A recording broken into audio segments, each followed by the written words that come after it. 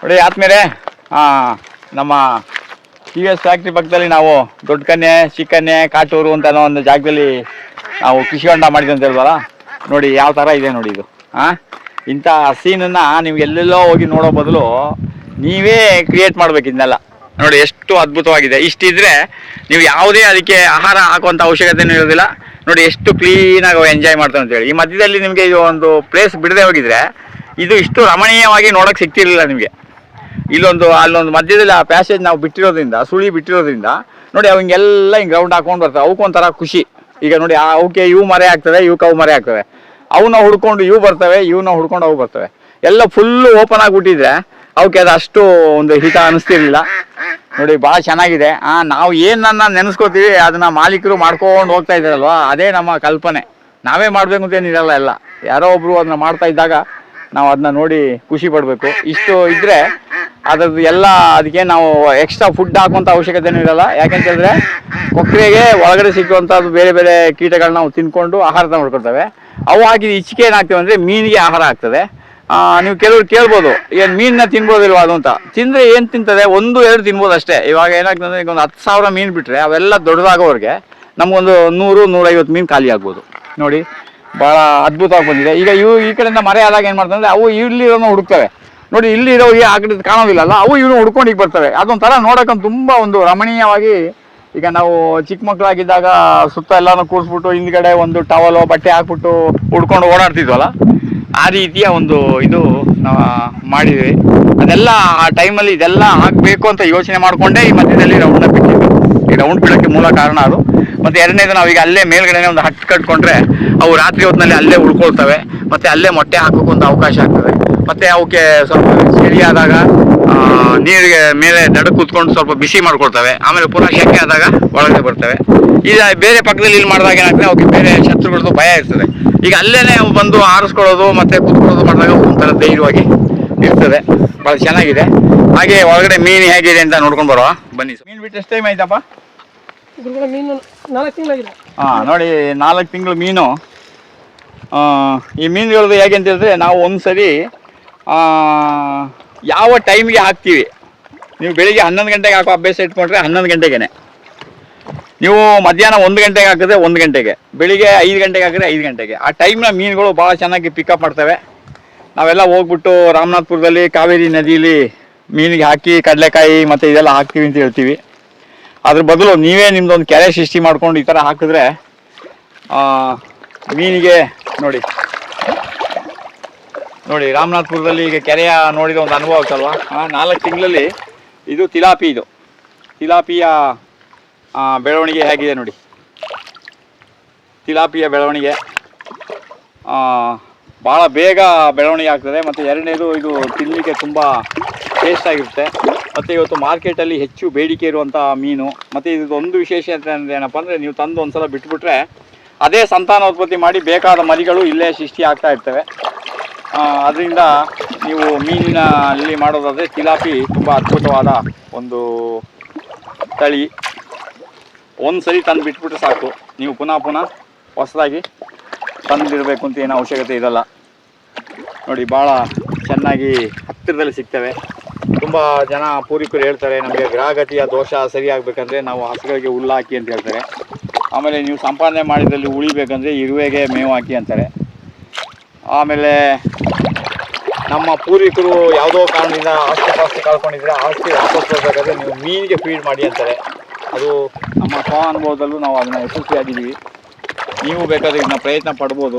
ಮೀನಿಗೆ ನೀವು ಆಹಾರವನ್ನು ಹಾಕಿದಾಗ ನಿಮ್ಮ ಪೂರ್ವಿಕರು ಯಾವುದೋ ಕಾರಣದಿಂದ ಮನೆ ಆಗಲಿ ಆಸ್ತಿ ಆಗಲಿ ಅದನ್ನ ಮಾರಾಟ ಮಾಡ್ಕೊಂಡಿದ್ರೆ ಅದೇ ಸಿಗಬೇಕು ಅಂತ ಏನಿಲ್ಲ, ಬದಲಿಗೆ ಬೇರೆ ಜಮೀನು ನಿಮಗೆ ಸಿಕ್ಕುತ್ತೆ. ಮತ್ತು ಕೆಲವೊಮ್ಮೆ 99% ಅವ್ರು ಯಾವ ಆಸ್ತಿಯನ್ನು ಮಾರಾಟ ಮಾಡಿದಾರೋ ಅದೇ ಆಸ್ತಿ ನಿಮಗೆ ವಾಪಸ್ ಬರೋಂಥ ಅವಕಾಶಗಳು ತುಂಬ ಇದೆ. ಇದನ್ನು ನೀವು ಬಳಸ್ಕೊಳ್ಳಿ, ತುಂಬ ಚೆನ್ನಾಗಿದೆ. ನೋಡಿ ಮೀನು ಹಾಕೋದ್ರಿಂದ ನಮ್ಮ ಪೂರ್ವಿಕರು ಏನು ಆಸ್ತಿ ಪಾಸ್ತಿ ಕಳ್ಕೊಂಡಿದ್ದಾರೆ ಅದೆಲ್ಲ ವಾಪಸ್ ಬರುವಷ್ಟು ಒಂದು ಇದೆಲ್ಲ ವೈಜ್ಞಾನಿಕವಾಗಿ ಇರುವಂಥ ಸತ್ಯ. ಇದೆಲ್ಲ ಮೂಢನಂಬಿಕೆ ಅಲ್ಲ. ಅಂದರೆ ಪ್ರಾಣಿಗಳ ಮೇಲೆ ದಯೆ ಇರಲಿ ಅಂದ್ಬಿಟ್ಟು KSRTC ಬಸ್ನವರು ಹಿಂದ್ಗಡೆ ಬರೆದಿದ್ದಾರಲ್ವ, ಅದೇ ರೀತಿ ಎಲ್ಲ ಪ್ರಾಣಿಗಳ ಮೇಲೆ ನಿಮಗೆ ದಯೆ ಇರಲಿ. ಮತ್ತು ಸುತ್ತಮುತ್ತ ಇರೋರು ಎಷ್ಟೇ ತೊಂದರೆ ಕೊಟ್ಟರು ನಾವು ಮಾತ್ರ ಅವ್ರಿಗೆ ತೊಂದರೆ ಕೊಡೋದು ಬೇಡ. ಯಾಕಂದರೆ ಅವ್ರಿಗೂ ನಮ್ಮದು ವ್ಯತ್ಯಾಸ ಇರುತ್ತೆ. ನೋಡಿ ಚೆನ್ನಾಗಿದೆ ಅಲ್ವಾ? ನೋಡಿದ್ರೆ ಹಿಂಗಿದೆ. ನೀವು ಅದೊಂದು ಟೈಮ್ ಫಿಕ್ಸ್ ಮಾಡ್ಕೊಂಬಿಡಿ. ಅದೇ 5 ಗಂಟೆಗೆ, ಅದು 5 ಗಂಟೆ 11 ಗಂಟೆಗೆ, ಸಂಜೆ 5 ಗಂಟೆಗೆ. ಹಾಂ ನೋಡಿ, ಈಗ ಹತ್ತಿರದಿಂದ ನೋಡಬೇಕು ಅಂದರೆ ನಾವು ಇದು ಅದಕ್ಕೆ ಹಾಕಿದ್ದು. ಈಗ ಎಷ್ಟು ಸಾವಿರ ಬಿಟ್ಟಿದ್ರಿ ಇಲ್ಲಿ? ಟೋಟಲ್ 5,000 ಬಿಟ್ಟಿದ್ದೀನಿ. 5,000ದಲ್ಲಿ ಈಗ ನಿಮ್ಗೆ ಅಂದಾಜು ಎಷ್ಟು ಓಡಾಡೋದು ಕಾಣಿಸ್ತದೆ? ಗುರುಗಳು ನಾನೇನು 8 ಬ್ಯಾಚ್ ಬಿಟ್ಟಿದೆ, ಅವು 8 ಬ್ಯಾಚ್ ಓಡಾಡ್ತಾ ಇದೆಯಲ್ಲ? ಅಂದ್ರೆ ಒಂದ್ 2 ಮಾತ್ರ ಏನಪ್ಪ ಇದಾಗಿದ್ದು ಗುರುಗಳೇ. ಅದು ನಾವೇ ಕೈಯಲ್ಲಿ ತೆಗ್ದಿದ್ದು. ಅಂದ್ರೆ ಬೇರೆ ಬೇರೆ ಕಡೆಯಿಂದ ತಂದ್ರ? ಇಲ್ಲ ಗುರುಗಳೆಲ್ಲ ಒಂದೇ ಕಡೆಯಿಂದ ತಂದಿದ್ದು. ಒಂದೇ ಕಡೆಯಿಂದ? ಹೌದು ಗುರುಗಳೇ. ಅಂದ್ರೆ ಅದು ಕೊಡ್ತಾ ಇರ್ಬೇಕಾದ್ರೆ ಮಾಮೂಲು 500 ಕೊಡ್ತಾರಲ್ಲ ಗುರುಗಳೇ 8 ಬ್ಯಾಚ್. ಅದು ಹೆಂಗ್ ಬಿಟ್ಟಿದೆ ಅದೇ ತರ 8 ಬ್ಯಾಚ್ ಕೂಡ 8 ಇದ್ರಲ್ಲಿ ಓಡಾಡ್ತೇವೆ ಗುರುಗಳೇ. ಅಂದ್ರೆ ಅವರು ಟೆರಿಟರಿನ ಅವರು ಆಯ್ಕೆ ಮಾಡ್ಕೊಂಡ್ಬಿಡ್ತಾರೆ. ಅವ್ರು LKG UKG ಅನ್ಕೊಂಡು A ಸೆಕ್ಷನ್ B ಸೆಕ್ಷನ್ ಇರ್ತಲ್ಲ, ಆ ರೀತಿ. ಇಲ್ಲ, ಬಹಳ ಬೇಗ ರಿಸಲ್ಟ್ ಸಿಕ್ ನಮ್ಗೆ ಇಲ್ಲಿ. ಕೆರೆನೂ ಬೇಗ ಆಯ್ತು. ಅದೇ ತರ ನೀವು ಮೀನು ತಂದ್ಬಿಟ್ರಿ. ಕೆಲವರು ಬಹಳ ಯೋಚನೆ ಮಾಡ್ತಿದ್ದಾರೆ. ಮತ್ತೆ ಇನ್ನೊಬ್ರು ನಮ್ಮ ಕೊಳ್ಳೇಗಾಲದವರು ಕಲ್ಕಟ್ಟದಿಂದ ತರಿಸಿದ್ದಾರೆ ಮೀನ್ನ. ಅದೀಗ ಬೆಳವಣಿಗೆ ಹೇಗಿದೆ ಅದು ಗಮನಿಸ್ಬೇಕು. ಕಲ್ಕಟ್ಟದಿಂದ ಅವ್ರ ಮರಿಗಳನ್ನ ಯಾವುದೋ ಒಂದು ಒಳ್ಳೆ ರೇಟೇ ಕೊಟ್ಟು ತಂದಿದ್ದಾರೆ. ನೋಡಿ, ಇದು ಅದ್ಭುತ. ಇದನ್ನ ನೋಡೋದೇ ಒಂದು ಖುಷಿ. ಎಷ್ಟಿರು ಕಡಲೆಪುರಿ ಹಾಕ್ತಾ ಇದ್ರೆ ಇದಾಗುತ್ತೆ ಗುರುಗಳೇ. ನೋಡಿ, ನಾವು ಹೇಳ್ತೀವಿ ನೀವು ರಾಮನಾಥ್ಪುರಕ್ಕೆ ಹೋಗಿ ಅಲ್ಲೋಗಿ ಇಲ್ಲೋಗಿ ಹಾಕಿ ಅಂತ. ಯಾವುದೋ ಕೆರೆಗೆ ಹಾಕೋ ಬದಲು ನಿಮ್ಮ ಕೆರೆಗೆ ಹಾಕಿದ್ರೆ ನೋಡಿ. ಹಂಗೆ ಬಂದ್ರು ನೋಡೋಣ. ಬಂದ್ರು ನೋಡಿ ಬಂದ್ರು. ಗಿರಿಗಿಟ್ಲೆ ತರ ಆಯ್ತು ಈಗ. Any time round. ರೌಂಡ್ ಆಗ್ತದೆ. ಭಾಳ ಸ್ಪೀಡ್. ಆಮೇಲೆ ಸಖತ್ ಇದ್ದಿದೆ ಗುರುಗಳೇ. ಇದು ಅಲಾರಾಮ್ ತರ ಟೈಮು 4 ಗಂಟೆ 40 ನಿಮಿಷ ಆಗಂಗಿಲ್ಲ. ಹೊರಗಡೆ ಬಂದು ಅದ್ರದ್ದು ಅಲ್ಲಿ ಡೈಲಿ ಇದ್ದಿದೆಯಲ್ಲ ಭತ್ತದೊಟ್ಟು, ಅಲ್ಲಿ ಬಂದ್ಬಿಡುತ್ತೆ ಟೈಮಿಂಗು. ತಿರ್ಗಿ 5:40ಕ್ಕೆ ಅದ್ರ ಮನೆ ಹತ್ರ ಬಂದ್ಬಿಡುತ್ತೆ ಗುರುಗಳೇ. ಬೆಳಗ್ಗೆನೂ ಅಷ್ಟೇ.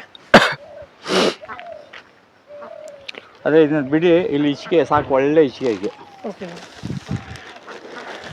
ಇದು ಅವು ತಿಂದೇ ಇದ್ರು ಇದೇನು ವೇಸ್ಟ್ ಆಗಲ್ಲ. ಇವೇನಾಗ್ತವೆ ಅಂತಂದ್ರೆ ಅವಕ್ಕೆ ಒಳ್ಳೆ ಅದನ್ನ ಇದಾದ್ಮೇಲೆ ವರ್ಮು ಇಲ್ಲಿಂದ ಸ್ಟಾರ್ಟ್ ಆಗ್ತದೆ.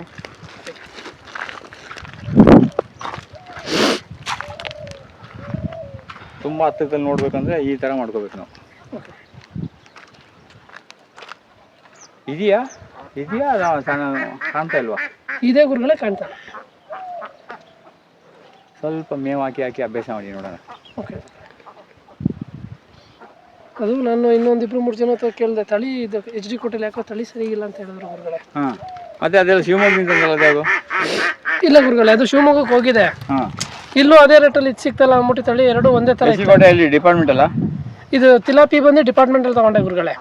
ಇನ್ನೊಂದು ಬಂದು ಇದಿದೆಯಲ್ಲ ಡ್ಯಾಮ್ ಇದೆಯಲ್ಲ ಗುರುಗಳೇ, ಅಲ್ಲಿ ತಗೊಂಡಿದ್ದು ಗುರುಗಳೇ. ಯಾರ್ದು? ಪ್ರೈವೇಟಾ? ಎಲ್ಲಿ ಡ್ಯಾಮು? ಅದೇ ಆ ಬೀಚ್ನಲ್ಲಿ ಇದೆಯಲ್ಲ ಗುರುಗಳೇ, ಅಲ್ಲಿ ತಗೊಂಡೆ. ಅಲ್ಲಿ ಕಾಮನ್ ಕಾರ್ಪ್ ಸಿಕ್ತು. ಅದಾದ್ಮೇಲೆ ತಿರ್ಗಿ ಅಲ್ಲಿ ಕೋಟೆ ಹ್ಯಾಂಡ್ ಪೋಸ್ಟ್ ಹತ್ರನೇ ಇನ್ನೊಂದು ಇದು ಮಾಡಿದ್ದಾರೆ ಪ್ರೈವೇಟು, ಅವ್ರ ಹತ್ರ ಕೂಡ ತಗೊಂಡೆ ಗುರುಗಳೇ. ಕಾಟ್ಲಾ ಮತ್ತೆ ಇದನ್ನ ಏನು ಕಾಣಿಸೋದಿಲ್ವಲ್ಲ? ಯಾವ ಸೈಜಲ್ಲಿ ಇದೆ ನೋಡೋಣ.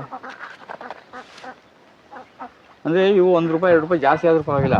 ನಾವೇನೋ ಸ್ವಲ್ಪ ದಪ್ಪದೇ ತಗೋಬೇಕು. ಹಾಗಾದ್ರೆ ಜರ್ಮಿನೇಷನ್ ಇವು ತಿಂದಾಕವ ಈಗ? ಇದು ಆರಾಮಾಗಿ ತಿಂದ್ಬಿಡ್ತವೆ ಗುರುಗಳೇ.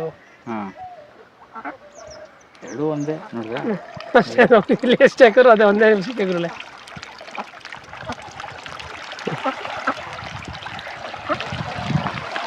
ಈಗ ಮುಗಿಸಿದ್ವಿ ನೋಡಿ. ಆದ್ಮೇಲೆ ನೋಡಿ, ಆನಂದ ಅಂದ್ರೆ ಏನು? ಇದರಲ್ಲೇ ಬರೋದು ಆನಂದ. ನೋಡಿ, ಮೀನಿಗೆ ಹಾಕಿದ್ನ ಎಲ್ಲ ಕಡೆ ಬರ್ತಾವೆ ನೋಡಿ.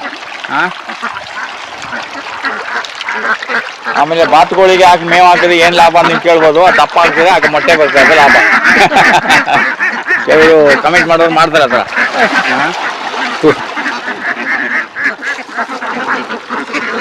ನೋಡಿ, ಇದು ನಿಜವಾದ ಆನಂದ ಅಂದರೆ ಇದು ನೋಡಿ.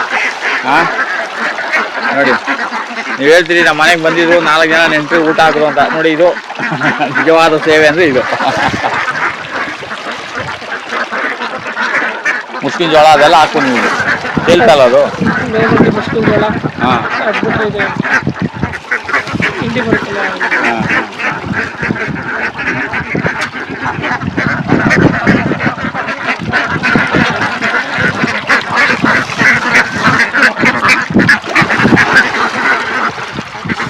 ಅದೇ ಕಲಿಸ್ಬೇಕು, ದೂರ ದೂರ ಕಲಿಸ್ಬೇಕು ಅವ್ರು.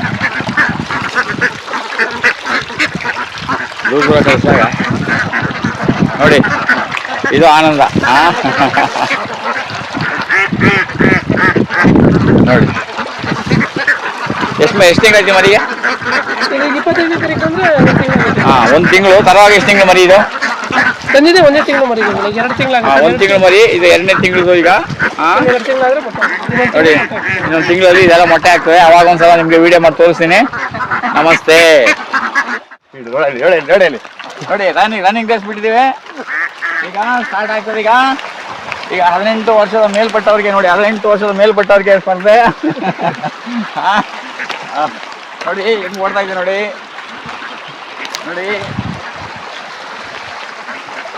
ನೋಡಿ ಸ್ಪರ್ಧೆ.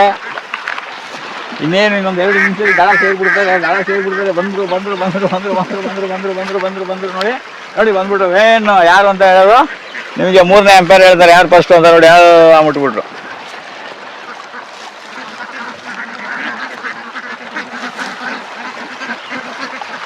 ನೋಡಿ ಎಸ್,